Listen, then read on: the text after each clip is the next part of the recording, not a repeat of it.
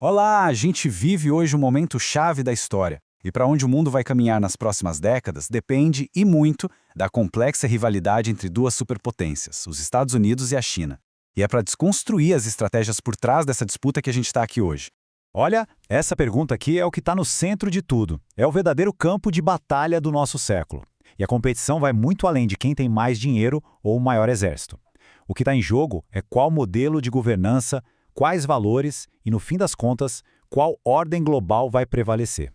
Para decifrar esse confronto, a gente precisa mergulhar em dois manuais de estratégia que são radicalmente diferentes. Cada um foi moldado por mais de um século de muita ambição e cálculo. O que será que eles revelam sobre o agora e sobre o futuro? Vamos começar então pelo poder que já está estabelecido. Como foi que os Estados Unidos saíram de um conjunto de colônias para se tornarem uma superpotência global? Bom, a resposta está num conjunto de estratégias bem definidas que foram moldando essa ascensão.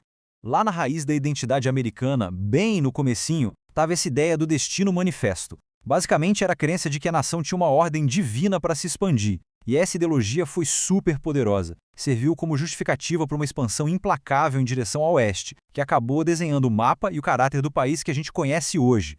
E aqui a gente vê como essa estratégia foi evoluindo. A doutrina Monroe, lá em 1823, estabeleceu o domínio na região.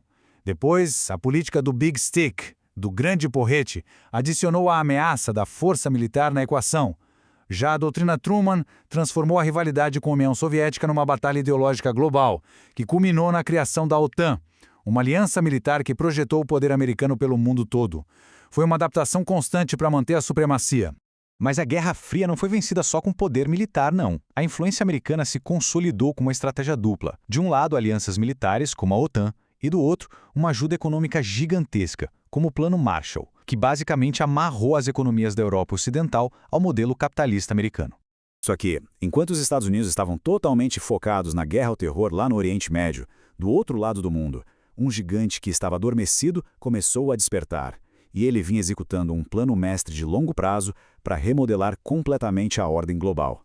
Agora, vamos virar a página e olhar para o desafiante. A ascensão da China, de uma nação isolada para uma potência econômica global, é sem dúvida uma das histórias mais impressionantes dos tempos modernos. E isso foi alcançado seguindo um manual totalmente único. O ponto de virada foi em 1978. Com as 4 modernizações, Deng Xiaoping deu início a uma transformação radical. Essas reformas, bem pragmáticas e abrangentes, não só modernizaram a China, elas abriram o país para o mundo e criaram a base para essa ascensão meteórica que a gente viu. E aqui está a mudança de mentalidade crucial. O objetivo da China evoluiu. Eles não queriam mais ser só a fábrica do mundo. A ambição passou a se tornar o cérebro do mundo. A ideia não era mais só montar produtos, mas sim criar, inovar e liderar as indústrias do futuro. E essa ambição é sustentada por números que são assim impressionantes. O que a gente vê aqui é um investimento estatal gigantesco em capital humano e financeiro, tudo canalizado para um único objetivo: dominar as tecnologias do futuro e passar na frente dos concorrentes globais. E isso nos leva diretamente para o campo de batalha decisivo do século XXI, a tecnologia. É aqui que os dois manuais se chocam de frente, e a corrida pela supremacia digital vira uma disputa de altíssimo risco pelo futuro. A inteligência artificial, claro, está no centro dessa rivalidade. O número de patentes de IA concedidas no mundo aumentou 31 vezes em pouco mais de uma década.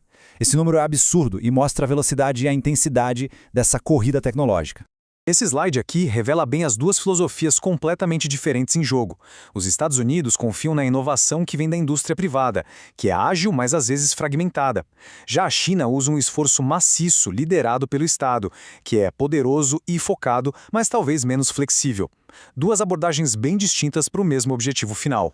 Isso nos leva à chamada Guerra dos Chips. Os semicondutores são basicamente o cérebro de quase toda a tecnologia moderna. Ao restringir o acesso da China a esses chips mais avançados, os Estados Unidos criaram um ponto de estrangulamento estratégico, o que acabou forçando Pequim a acelerar, e muito, sua busca pela autossuficiência tecnológica. Mas olha, essa competição vai muito além da tecnologia. Ela se estende ao controle de recursos que são críticos, a territórios disputados e, claro, a formação de alianças globais. Veja só este exemplo de vantagem estratégica. A China controla mais de 90% do refino global de minerais de terras raras. E esses não são materiais quaisquer. São ingredientes essenciais para tudo, de carros elétricos a sistemas de mísseis avançados, o que dá a Pequim uma alavancagem enorme. No comércio, a gente vê duas visões de mundo batendo de frente. Os Estados Unidos estão se voltando mais para dentro, focando no protecionismo regional para proteger seus mercados. Enquanto isso, a China está se expandindo para fora, usando investimentos gigantescos para construir uma rede enorme de parceiros comerciais e influência global. Geograficamente, nenhum ponto de tensão é mais perigoso do que Taiwan. A China considera a ilha uma província rebelde e se reserva o direito de usar a força para a reunificação. Os Estados Unidos, por outro lado, dão apoio militar à ilha. É um verdadeiro barril de pólvora que pode explodir a qualquer momento. A questão dos direitos humanos é outro ponto crítico de discórdia. Organizações internacionais acusam a China de graves violações em Xinjiang. Pequim nega veementemente essas alegações, afirmando que as instalações são centros de treinamento vocacional para combater o extremismo. É um choque de narrativas com implicações enormes. E para finalizar, é crucial entender que o rumo dessa rivalidade não vai ser definido só por forças externas. Tanto os Estados Unidos quanto a China enfrentam pressões internas muito significativas, de desigualdade econômica a desafios demográficos, que vão moldar e muito as suas ações no cenário mundial.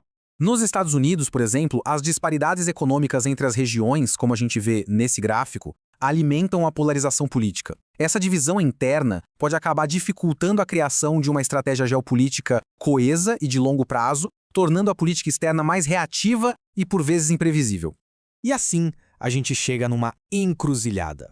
A colisão desses dois manuais estratégicos está, sem dúvida, forjando uma nova ordem global. A grande questão que fica é: vamos testemunhar uma nova Guerra Fria, cheia de conflitos, ou o surgimento de um novo e complexo equilíbrio de poder? Bom, o próximo capítulo está sendo escrito agora mesmo, e o mundo inteiro está de olho.